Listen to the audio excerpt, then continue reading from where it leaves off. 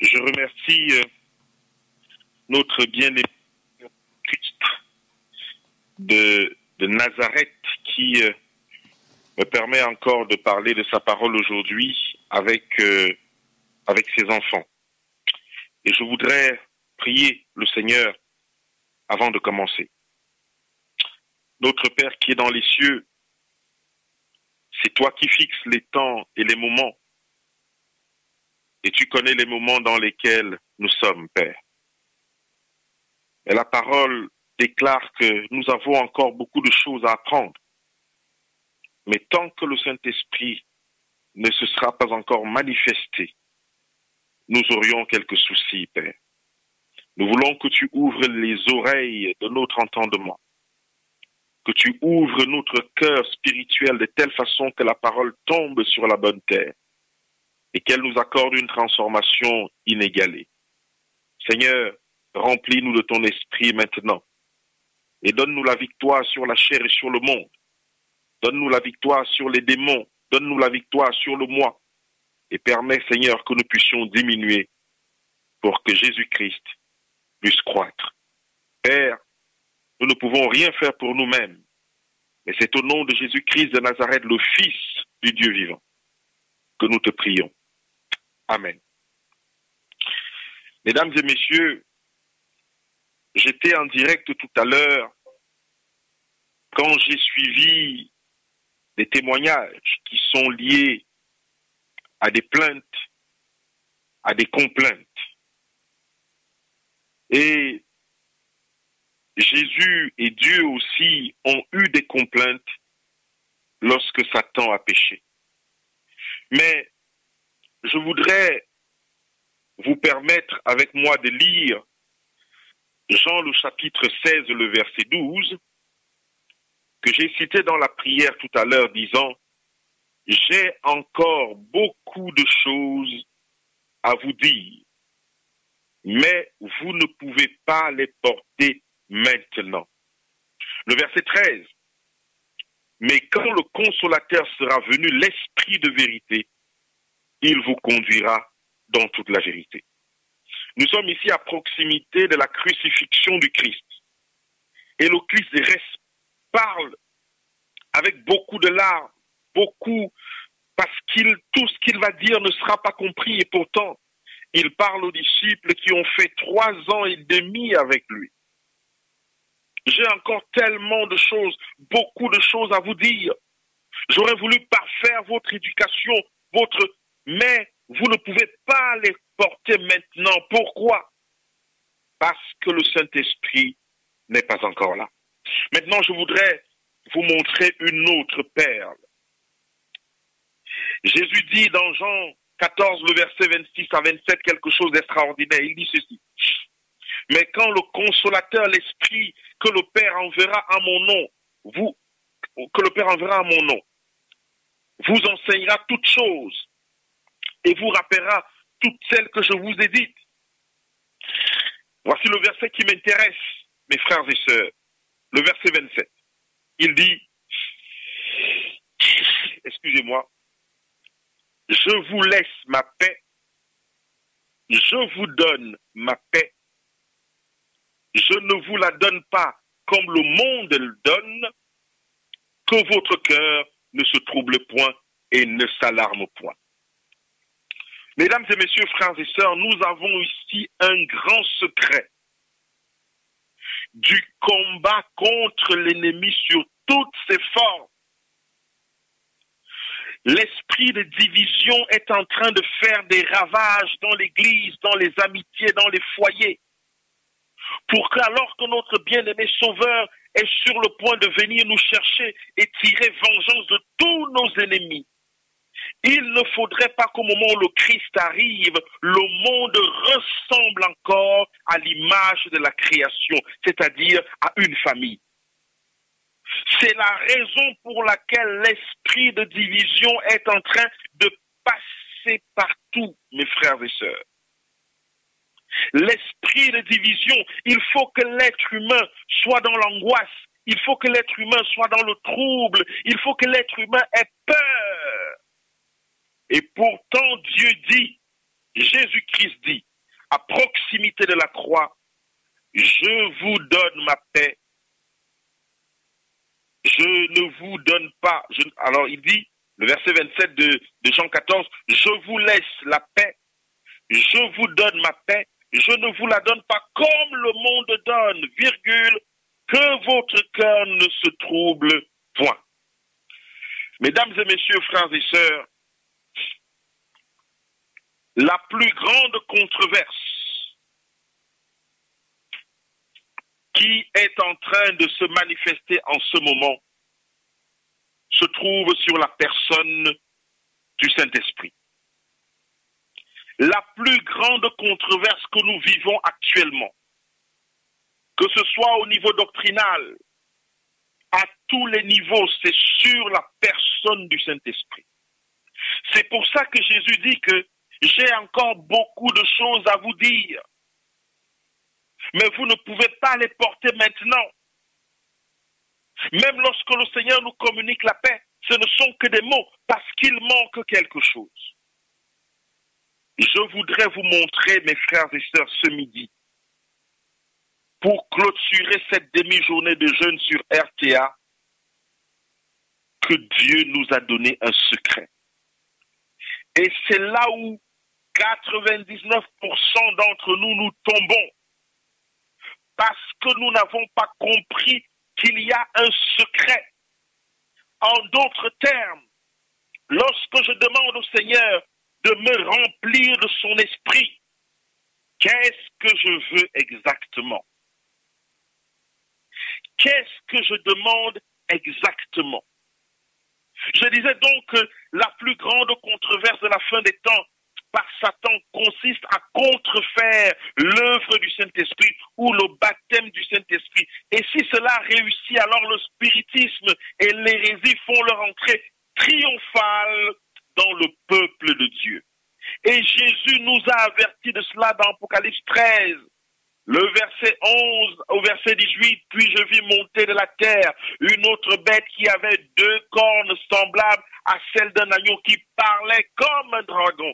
Elle exerçait toute l'autorité de la première bête en sa présence et elle faisait que la terre et ses habitants adorent la première bête dont la blessure mortelle avait été guérie. Voici ce qui est intéressant, le verset 13. Elle opérait de grands prodiges, même jusqu'à faire descendre le feu du ciel sur la terre à la vue des hommes. Dans la parole de Dieu, c'est Dieu qui fait descendre le feu du ciel. L'ennemi ne fait pas ça. Mais Satan contrefait l'œuvre du Saint-Esprit et fait exactement la même chose.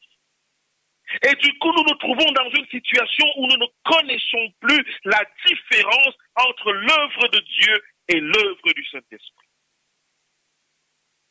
Et le but est de séduire les habitants de la terre par des prodiges, par l'œuvre du Saint-Esprit. Mesdames et messieurs, frères et sœurs, lorsque nous allons finir ce moment de partage, je prie le Seigneur au nom de Jésus-Christ que vous compreniez l'objet de la demi-journée de jeûne d'aujourd'hui avec un message clair et transparent.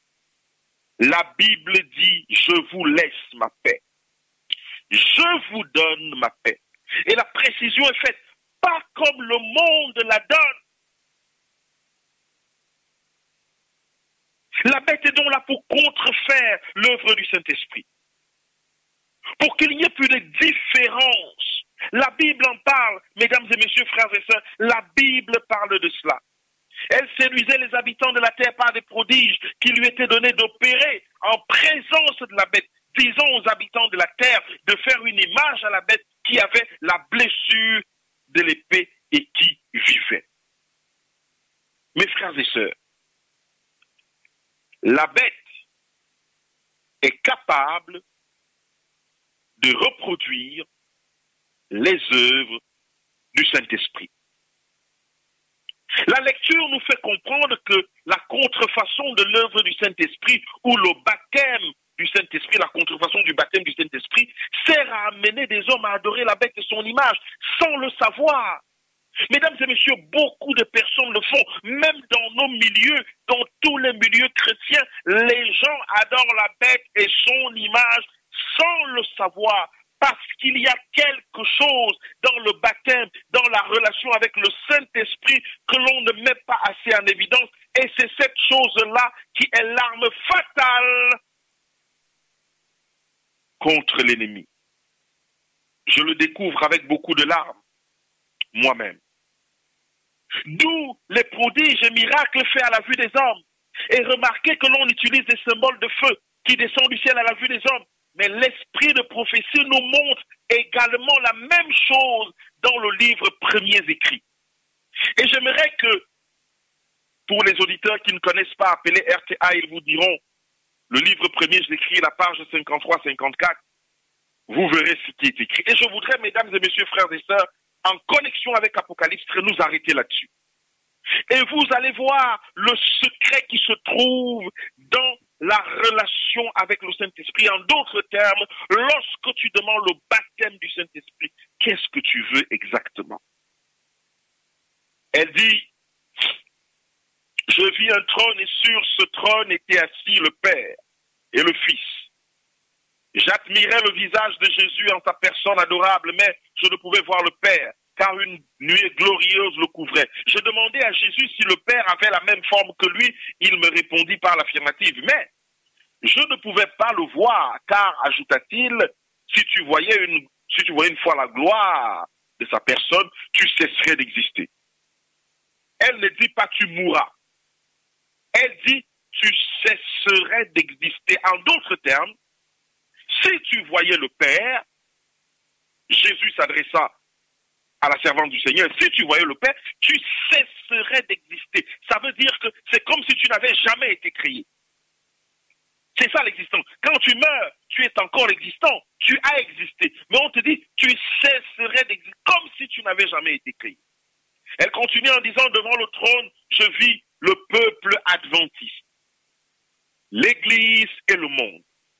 Maintenant, ça devient intéressant, mesdames et messieurs, frères et sœurs. Regardez ceci. Écoutez avec beaucoup d'attention. Pour ceux qui ont Premiers Écrits, prenez page 53, 54, 55. Je vis deux groupes. L'un incliné devant le trône profondément intéressé. L'autre semblait indifférent. Ceux qui s'inclinaient devant le trône priaient en regardant Jésus, qui lui regardait son Père et semblait plaider avec lui. Une lumière jaillissant du Père vers son Fils et du Fils au groupe en prière. Puis je vis une lumière resplendissante qui venait du Père vers son Fils et du Fils flotter sur ceux qui étaient devant le trône. Donc le petit groupe qui regardait. Elle dit, mais ils étaient peu nombreux ceux qui la recevaient. Pourquoi? Parce qu'il y a un petit secret qui fait la différence entre les uns et les autres. Mesdames et messieurs, frères et sœurs, je vous en prie, au nom de Jésus-Christ de Nazareth, soyons attentifs maintenant. Plusieurs fuyaient, d'autres y étaient indifférents, et elle s'écarta d'eux. Quelques-uns l'appréciaient et allaient s'incliner avec le petit groupe qui était en prière.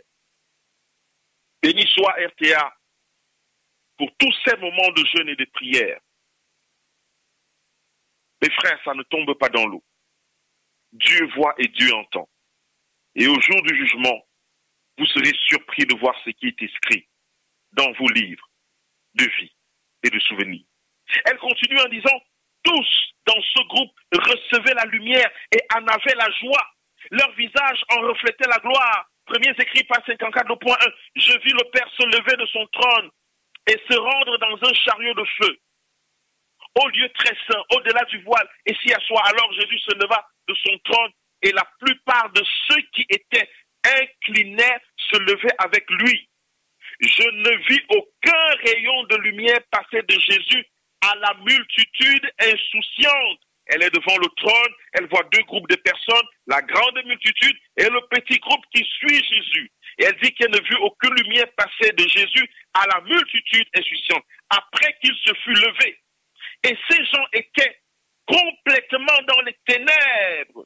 Ceux qui se levèrent en même temps que Jésus, nécessaire d'avoir les yeux fixés sur lui lorsqu'il quittait son trône. Et il les conduisit un moment. Ensuite, il leva la main droite et il dit douce voix, attendez ici, je vais au Père pour recevoir le royaume.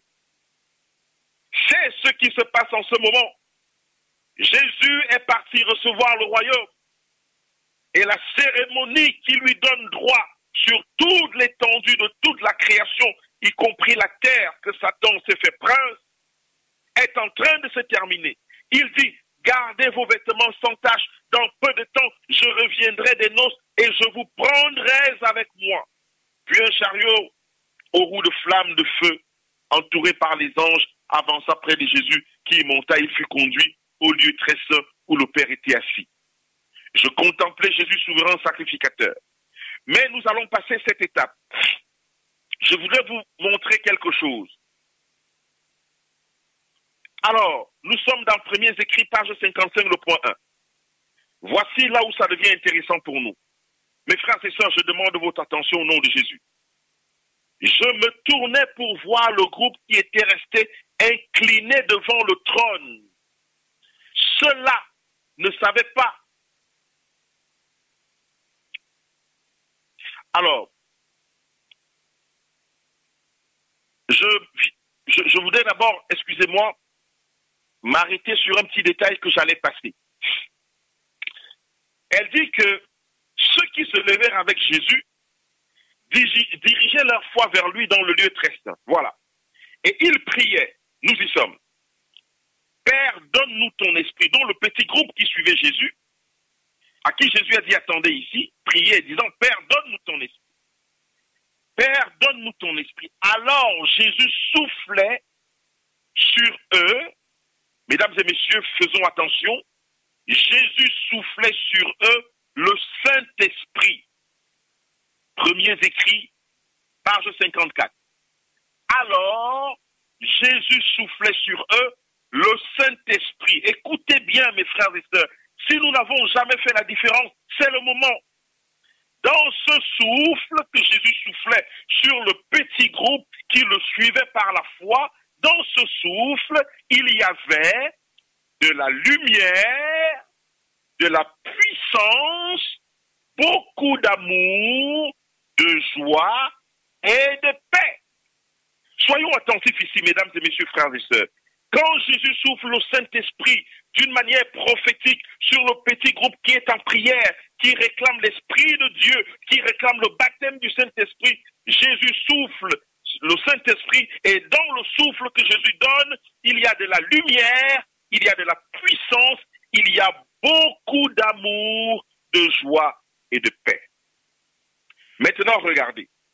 Premiers Écrits, page 55, le point 1. Nous avons dit, dans le livre de Jean, que Jésus dit, « Je vous donne ma paix. Je vous laisse ma paix. Pas comme le monde la donne. » Et il dit après, « Que votre cœur ne se trouble point. » Nous sommes dans Jean 14. Et elle continue donc à dire, je me retournais pour voir le groupe qui était resté incliné devant le trône. Ceux-là ne savaient pas que Jésus l'avait quitté. Le grand groupe qui sont dans les bâtiments, en train de louer, en train de faire des cérémonies, en train de faire toutes sortes de choses, mais qui ne se rendent pas compte que Jésus est sur le point de sortir de la cérémonie qui lui donne le royaume. Il ne savait pas que Jésus avait quitté le trône. Qu'est-ce qu'il a dit?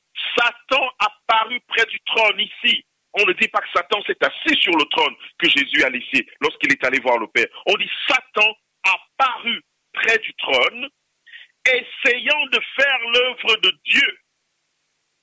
Qu'est-ce qu'elle voit de ce groupe? Elle dit, je l'ai vu qui regardait vers le trône et priait, Père, donne-nous ton esprit. Père, donne-nous ton esprit. Qu'est-ce qu'elle nous raconte? Elle dit, Satan soufflait alors sur eux une influence maléfique. Mesdames et messieurs, frères et sœurs, attention, une influence maléfique où il y avait de la lumière et beaucoup de puissance, mais pas d'amour, de joie et de paix.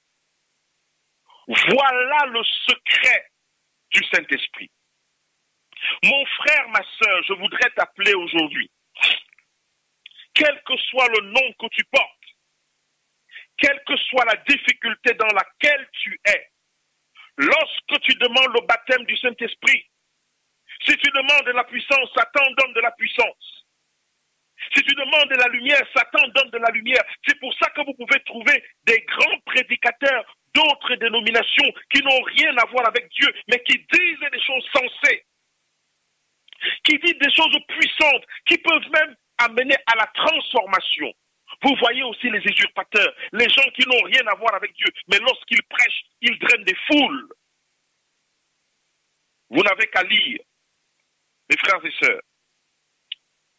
Acte 18, verset 24, vous allez voir l'histoire d'Apollos. Il était dans la vérité. Il prêchait selon la vérité. Il était un bon adventiste du 7e jour, un bon chrétien. Mais il n'était pas baptisé du Saint-Esprit. Aquilas et Paul le prirent. Ce qui veut dire que si tu veux de la lumière, si tu veux de la puissance, l'ennemi donne aussi de la lumière, de la puissance. Jésus a soufflé la lumière sur le petit groupe. Satan a soufflé la lumière sur le grand groupe. Jésus a soufflé de la puissance sur le petit groupe. Satan a soufflé de la puissance sur le grand groupe. Ne vous étonnez pas de ce que vous voyez ou de ce que vous entendez. La différence se trouve dans ce qu'on a. Et la différence se trouve dans quelque chose. Jésus donne beaucoup d'amour, alors que Satan donne beaucoup de puissance. Jésus donne beaucoup de joie, alors que Satan donne beaucoup de puissance. Jésus donne beaucoup de paix, alors que Satan donne beaucoup de puissance et de lumière. Si vous voulez chercher le Saint-Esprit, ce n'est pas dans la puissance, ce n'est pas dans la lumière, c'est dans l'amour, la paix et la joie. Imaginez quelqu'un qui entre chez vous, qui vous brutalise, qui frappe sur vous. Elle se rend compte que vous êtes dans une paix, pas comme le monde la donne. Imaginez que l'esprit de division entre dans votre foyer, vous sépare de votre mari, de vos enfants, de votre femme. Vous ne savez pas où vous mettre. Vous gardez la joie et la paix et l'amour. L'arme contre Satan de la fin des temps, mes frères et sœurs. Et je vous le dis au nom de Jésus-Christ de Nazareth, le Fils du Dieu vivant. Ce n'est pas la lumière. Ce n'est pas la puissance. L'arme contre Satan, c'est beaucoup d'amour, beaucoup de joie et beaucoup de paix. C'est l'arme que le Saint-Esprit utilise pour neutraliser les œuvres de Satan dans la vie de ses enfants. Lorsque le monde est sur le point de s'écrouler autour de vous, si vous avez la paix, comme j'ai entendu cette sœur dire, j'avais la paix lorsque j'allais à tel endroit, j'avais la paix lorsque j'allais à tel endroit, c'est ça qui brise les chaînes. Parce que vous croyez à un Dieu qui ne se laissera pas faire, parce que tout a été créé entre ses mains pour nous. Lorsque vous avez la joie dans la difficulté, vous n'êtes pas là à vous morfondre, mais vous vous battez en montrant votre joie. Vous montrez qu'il y a un Dieu dans le ciel. Et c'est là que Satan commence à trembler. Mais pourquoi nous en arrivons ici? Parce que nous voyons effectivement notre vie menacée.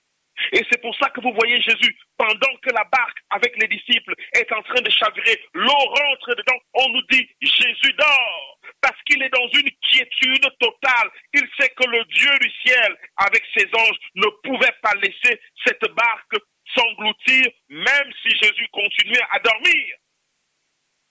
Lorsque vous dormez la nuit, mes frères et sœurs, ou même en journée, combien de choses se passent autour de vous dont vous n'êtes même pas au courant? La différence entre ce que Satan donne et ce que Dieu donne ne se trouve pas dans la puissance de la lumière, des vérités qui sont prêchées. ne se trouve pas dans la puissance de ce que la parole dégage, des miracles, chasser les démons, ressusciter les gens. Ce n'est pas là que ça se trouve. La différence entre Dieu et Satan, entre le Saint-Esprit et Satan, se retrouve dans la pratique de la joie, de la paix et de l'agapé. Où en es-tu? Lorsque quelqu'un n'a pas le Saint-Esprit, il est extrêmement médisant parce qu'il ne connaît pas l'agapé. Il ne sait pas protéger les gens. Lorsque quelqu'un n'est pas dans la formule du Saint-Esprit que Jésus donne, il n'est pas dans la joie. Il est aigri. Il est méchant. Il est dans l'esprit de la division. Il expose. Il raconte ce qui est et ce qui n'est pas. Lorsque quelqu'un n'a pas d'amour, il n'aime pas son prochain. Il protège son moi. Lorsque quelqu'un n'a pas d'amour, il s'occupe de soi. Seigneur, je suis dans telle situation. Seigneur, je suis dans cette situation. Seigneur, je suis dans cette situation. Mesdames et messieurs, frères et sœurs, permettez-moi de vous apprendre quelque chose. Lorsque vous demandez que le Dieu de justice vienne vous rendre visite, il est prêt. Parce que ce que vous demandez est certainement juste. Mais pour que le Dieu de justice vous rende justice, il faut qu'il vienne d'abord regarder partout où toi-même tu as été injuste, pour qu'il puisse réparer cette injustice dont tu es coupable, afin de réparer aisément l'injustice dont tu es victime. Puisque nous sommes donc tantôt coupables, tantôt victimes, le Seigneur Jésus vient donc rester à côté de toi par son Esprit Saint pour simplement t'assister, te donner de l'amour, de la paix, de la joie, pleurer avec toi, parce qu'il n'y a pas d'autre solution pour Dieu. Si tu veux le Dieu de justice, il doit aussi rendre justice où tu as été coupable avant de rendre justice où tu as été victime. Vous savez, lorsque Jésus-Christ reçoit le Saint-Esprit, et nous pouvons le lire dans Ésaïe 61, il ne reçoit pas le parler en langue. Il ne tombe pas en transe. Il ne commence pas à dire des choses abracadabrantex, mes frères et sœurs. Lorsque Jésus reçoit le Saint-Esprit, il ne fait pas beaucoup de bruit. Et on se pose la question, pourquoi en est-il ainsi? Lorsque tu demandes le Saint-Esprit, est-ce pour parler en langue? Est-ce pour parler avec puissance? Est-ce pour dire la vérité? Avez-vous vu nos frères et sœurs qui meurent dans Hébreu, refusant de vivre dans cette terre, voulant expérimenter une patrie céleste? Est-ce que vous avez vu comment, dans l'histoire, comment nos frères et sœurs mouraient sur le bûcher? Ils ne pouvaient pas renier ce qu'ils avaient vu, ce qu'ils avaient entendu. Ils ne pouvaient pas renier ce qu'ils avaient vécu. Pendant qu'ils étaient en train de brûler, la plante des pieds était en train de se consumer. Ils chantaient des cantiques. Ils demandaient qu'on leur donne leurs meilleurs vêtements. Je vous donne ma paix, pas comme le monde la donne. Jésus nous fait comprendre que Satan va contrefaire la puissance du Saint-Esprit. Mais ce que Satan ne peut pas contrefaire, c'est l'agapé que l'Esprit donne aux enfants de Dieu. C'est la joie que l'Esprit donne aux enfants de Dieu. Et c'est la paix que l'Esprit donne aux enfants de Dieu. Parce que nous avons l'assurance que tôt ou tard, dans cette vie ou dans celle qui est éternelle, Dieu rendra justice. Dieu rendra justice à ceux qui se séparent de leur femme, de leur mari, à ceux que l'esprit de division est en train de prendre en otage, à ceux qui séparent les enfants des parents. Dieu rendra justice et c'est bientôt la fin. Demandez l'Esprit de Dieu, mais demandez le fondement de la puissance de Dieu, c'est-à-dire l'amour, la joie, la paix. Qu'est-ce que Jésus a reçu lorsqu'il a été baptisé de l'Esprit Saint? La Bible nous le raconte. La Bible déclare, l'Esprit du Seigneur est sur moi, car l'Éternel m'a oint pour porter de bonnes nouvelles aux malheureux, l'agapé, la joie, la paix.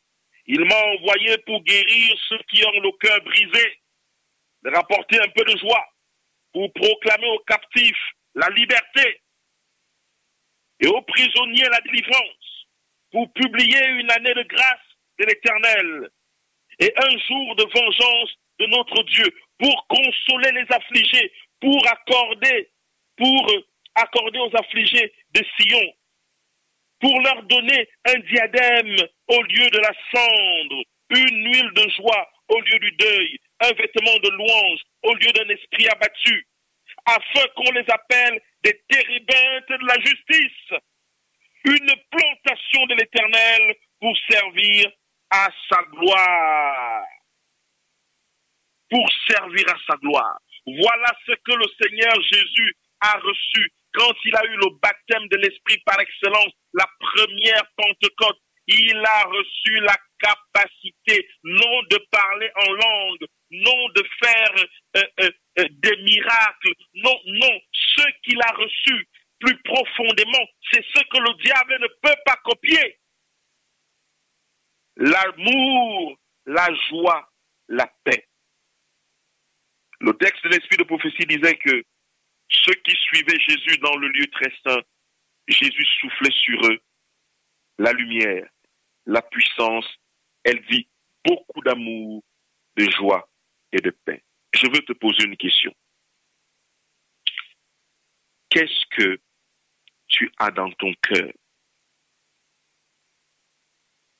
Examine ce que tu as dans ton cœur envers ton ennemi et tu sauras si tu reçois le souffle que Jésus souffle du lieu très saint pour ceux qui le suivent et qui guettent son arrivée. Lorsque tu verras la joie que tu as dans le cœur alors que tu es dans toutes sortes de tribulations, tu sauras si tu reçois le souffle de l'Esprit que Jésus souffle pour ceux qui guettent son arrivée du lieu très saint. Lorsque tu sauras la paix que tu as, lorsque tu vois celui qui a arraché ton mari, ta femme, lorsque tu vois celui qui a détruit ta réputation, lorsque tu vois celui qui t'insulte, lorsque tu vois celui qui t'a frappé, qui a pris ce qui t'appartenait, qui t'a humilié, lorsque tu verras la paix et la sérénité que tu as et l'agapé qui se développe en toi, alors tu sauras que tu reçois ce que Jésus envoie. Car la lumière et beaucoup de puissance, Satan les envoie aussi. La différence se trouve dans l'agapé. Que pensez-vous que Satan va faire? Il va mettre des gens dans des situations inextricables. Pour perdre quoi? Pour perdre l'amour, pour perdre la joie, pour perdre la paix. Et c'est pour ça que Jésus nous dit, je vous donne ma paix, pas comme le monde la donne. Lorsque tu es fondé dans l'amour, la joie et la paix, tu es une personnalité indéboulonnable, en tout cas difficilement déboulonnable par l'ennemi. C'est pour ça que tu reçois beaucoup de choses contre toi, pour voir combien de temps tu résisteras dans l'amour, dans la joie et dans la paix. Lorsque tu demandes le Saint-Esprit, mon ami, mon frère, ma sœur, mesdames et messieurs, demandez l'agapé, la joie, la paix. Ces trois choses à eux tout seuls détruisent les traits enflammés de l'ennemi.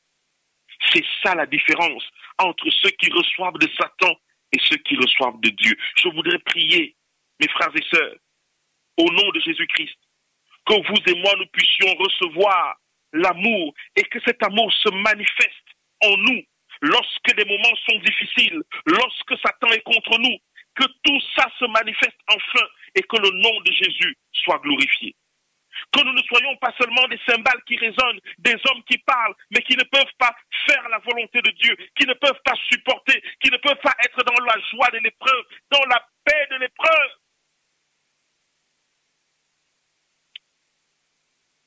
Lorsque vous allez dans Acte 5, si je ne me trompe pas, vous allez voir que Pierre est en prison, je pense avec Jean. Lorsqu'on les fait sortir et qu'ils viennent faire la prière, ils ne disent pas « Dieu, rends-nous justice parce qu'on nous a mis en prison ». Il dit à Dieu, puisqu'ils nous combattent, donne-nous plus de force pour prêcher le message et qu'il se fasse des miracles, qu'il se fasse beaucoup de choses et que les gens soient convertis. La Bible déclare que cette prière a fait en sorte que le lieu où ils étaient a encore tremblé. Il y a encore eu 5000 conversions. Parce que lorsqu'on a la joie et la paix de Jésus-Christ, on est sûr de notre élection. Alors on ne s'occupe plus du moi, mais des affaires du royaume. J'étais en prison, ce n'est pas un problème. Mais en prison, ils m'ont interdit de parler de toi. Puisqu'ils l'ont fait, alors donne-moi plus de puissance pour continuer à parler de toi. Je garde ma paix et ma joie en Jésus-Christ. Et c'est comme ça que Satan s'enfuit. Mon frère, ma sœur, le plus grand secret que je voulais te communiquer ce matin de la part de Jésus, c'est que Jésus donne la paix pas comme le monde la donne. Reçois la paix du Seigneur. Que cette paix chasse l'ennemi de ta maison. Que la joie de Jésus-Christ chasse l'ennemi de ton entourage et détruise l'esprit de division qui est en train de gangréner l'Église et les familles. Et que l'agapé couvre tout ceci pour que nous soyons des témoins vivants, comme Jésus l'a été dans un monde hostile. Amen.